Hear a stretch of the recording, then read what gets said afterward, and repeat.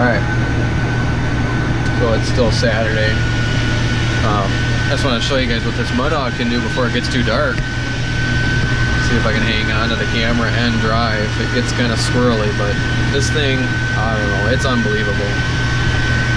I'll never buy a combine without a four-wheel drive.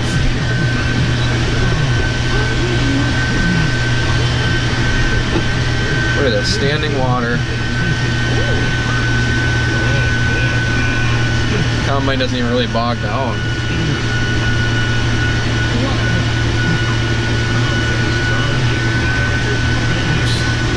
The hardest part's just not getting too much mud on the head, sending too much mud through the combine. I just want to get around all these wet spots before it gets dark. I like to have all the wet spots edged out because there's enough stuff going on in the dark. I don't need to be worrying about wet spots.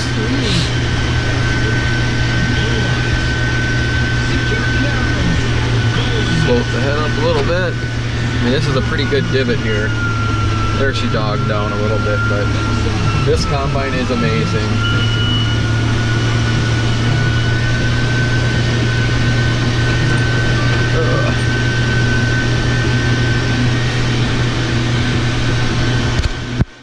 Yeah, the beans are going great though. They're like 12% or something like that.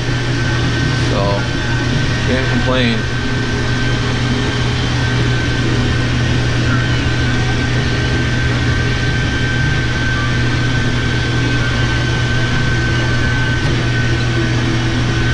The hardest part is you just gotta stay out of your ruts from the time before, otherwise that's where you pick up the mud.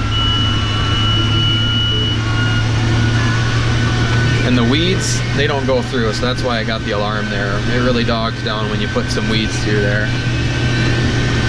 But, like I said, this Mud Hog, we honestly wouldn't be picking today. We wouldn't have been able to pick, and we're probably 50 acres into today. We would not have been able to pick without the Mud Hog.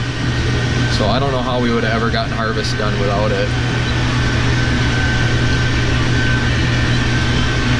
More standing water, some weeds, so I'll have to slow down, but just full water. Float the head up a little bit. I've never combined and stuff like this, so it's just blowing my mind.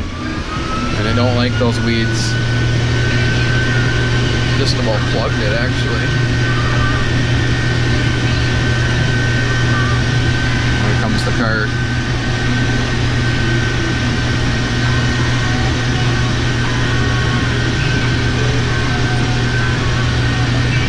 There's standing water in my ruts already. That's how wet it is. I know some people are like, oh, you're better off where there's water, but I don't know. I think it's just as bad. And it is worse where there's no water, I'll admit that, but this combine don't complain. It just, you know, you put it in there and it'll, I know it's gonna get me in trouble. They say when you get the four-wheel drive, you get yourself stuck more often, but I did leave a pretty good sized slough down there just because I know it, you know, if we were to get sucked in, I'd be done for. Because the way it is, like the combine, when you go to back up, it kind of leans forward and bounces a little bit. So it has some issues backing up. I'll admit that. So you almost have to be able to drive forward. Whatever mess you get into, you have to be able to drive forward out of it. So it's a little tricky, but if you can plan and look ahead to where you're going to drive forward out of it, it's you can get into some areas that I don't know how we would have, like I said, I don't know how we would have picked.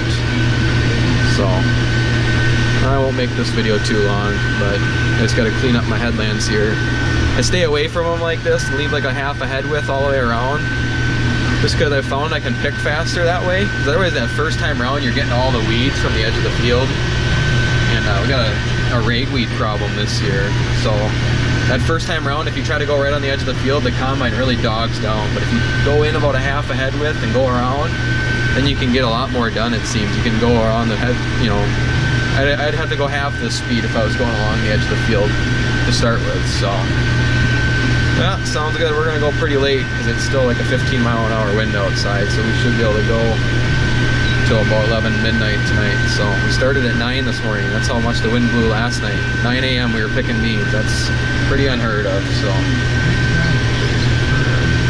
let those feed in a second. But yeah, sounds good.